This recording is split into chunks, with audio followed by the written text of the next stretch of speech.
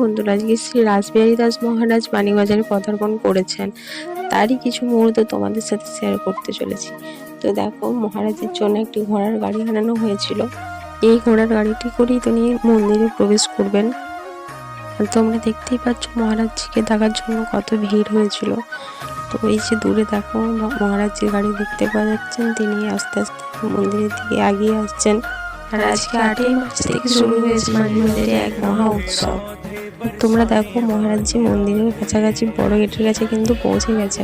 তো তোমরা কি কি এক্সাইটেড মহারাজজিকে দেখার জন্য অবশ্যই কমেন্টে বলো কিন্তু। আর তোমরা যদি মহারাজজিকে সরাসরি দেখতে চাও তো তোমরা চলে আসো মানিকবাজার মিলন মন্দিরে।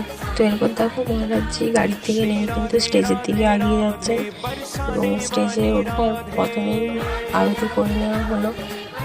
তারপর সবাই গুরু বন্দনা করে নিলাম। তারপর মহারাজ আমাদের সামনে কিছু কথা বলেছিলেন, তো সেই কথাগুলো আমি পুরোপুরিভাবে রেকর্ড করতে পারিনি, এত এগুলো ছিল।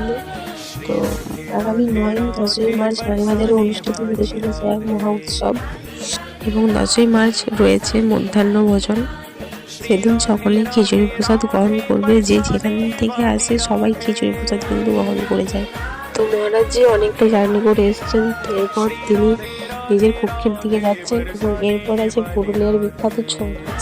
তো দেখো ছৌ নাচ শুরু হয়ে গেছে। তোমরা কি থেকে ভিডিওটি দেখছো অবশ্যই কমেন্টে বলো। তোমরা যদি কেউ আসতে ইচ্ছুক থাকো এবং ঠিকানা না জেনে থাকো তাহলে আমাকে কমেন্ট করো, আমি ঠিকানা দিয়ে দেবো। ভিডিওটা আজকে এই পর্যন্তই। আগামীকাল কি হতে চলেছে তোমাদের সাথে সবই শেয়ার করবো। আর সবাই ভিডিওটা লাইক কমেন্ট শেয়ার অবশ্যই করে দিও। Bye bye.